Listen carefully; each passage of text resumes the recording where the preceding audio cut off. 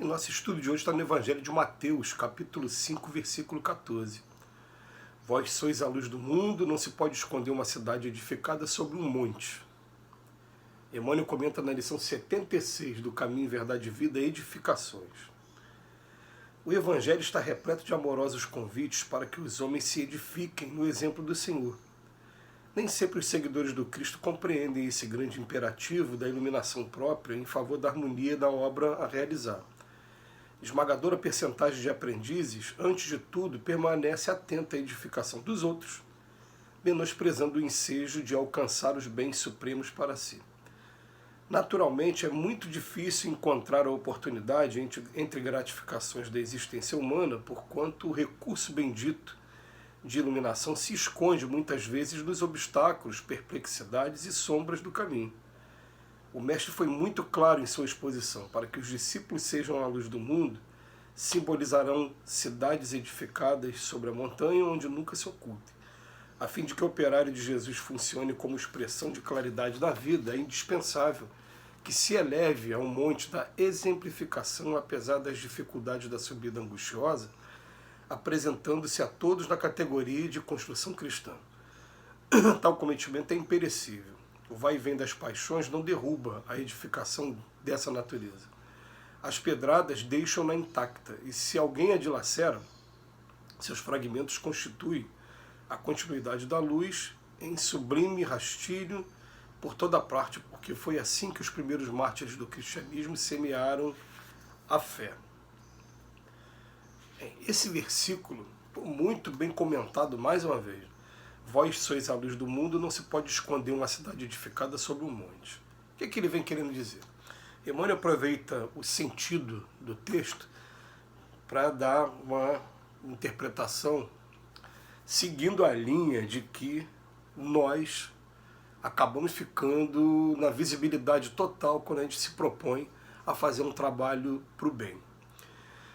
Isso é uma coisa que a gente tem que aprender a trabalhar esses valores, porque as pessoas confundem muito, alguns aprendizes confundem muito, confundem no seguinte aspecto. Não existe perfeição na Terra, ponto. Se não existe perfeição na Terra, os espíritos chegam para a gente e falam assim: a gente está querendo aquela pessoa que quer melhorar, que quer trabalhar.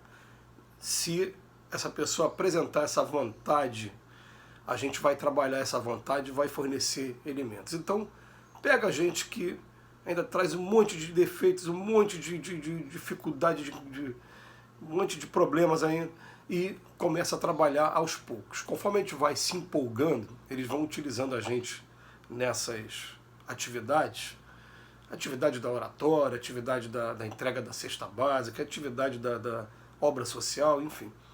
E é claro, vai havendo alguma mudança, mudança no sentimento, vai havendo mudança na visão da vida, você começa a olhar as pessoas de maneira diferente, começa a admirar a forma como as pessoas encaram seus problemas, isso aí tem mudança sim. Agora, a mudança interna nossa, ela não acontece de uma hora para outra, e o que acontece que é interessante, você começa a se destacar, sem você perceber, da grande maioria das pessoas que estão ao teu redor. Então, conforme você começa a se destacar, as pessoas começam a ficar observando você e esperando que você seja perfeito, quando na verdade você não traz perfeição nenhuma. Então esperam apenas aquele primeiro deslize, aquele primeiro momento para falar: tá vendo? Olha o que ele faz. É isso que ele faz ainda? E principalmente quando se descobre coisa, por exemplo, mas isso eu não faço e ele faz. Por quê? Porque é interessante, as pessoas querem pegar a gente como um exemplo daquilo que ela pretende ser. Mas ainda não conseguiu entender que aqui na Terra todos nós temos defeitos 1000. Se a gente parar para ver o exemplo apostólico, a gente não vai aqui entrar nesses detalhes de novo, né? Mas a gente vai dizer aqui da sensibilidade de Maria Madalena, ou melhor, sensualidade da Maria Madalena. A gente vai dizer aqui da vaidade de um Paulo de Tarso. A gente vai falar da agressividade de um Pedro que chegou ao ponto de cortar a orelha do soldado romano. Da incredulidade do Tomé. A gente vai falar de cada pessoa que estava convivendo com Cristo na época, esse lado político do Judas Iscariote. e todo mundo tem o seu defeito, mas estava ali trabalhando com Cristo.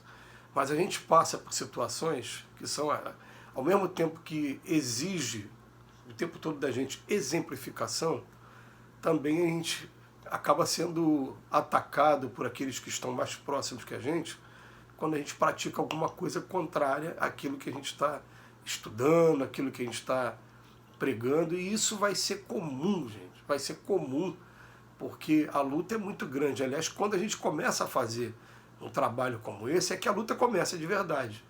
Porque antes de começar um trabalho como esse, de reforma íntima, você está na zona de conforto, você está deixando a vida levar, você está procurando justificar os seus erros. Agora, quando você começa a combater os seus erros mesmo, aí o que acontece? O que acontece é que a gente vai ficando, vai incomodando a grande maioria das pessoas que estão aqui perto da gente, porque a grande maioria está numa situação de inércia. Então, as provocações vêm, elas virão, vai ser comum. Emmanuel trabalha em outros textos sobre isso, mas aqui, ó, o mestre foi muito claro em sua exposição. Para que os discípulos sejam a luz do mundo, eles simbolizarão cidades edificadas sobre a montanha, onde nunca se ocultem. Então, vai chegar um momento que a gente... O que vai acontecer? O máximo que vai acontecer vai ser quem conhece a gente de mais de perto, nas particularidades, e estiver olhando o trabalho que está sendo feito, como, por exemplo, um trabalho como esse aqui de divulgação, vai olhar e falar, mas ele fala isso, mas faz isso, isso, isso e outro.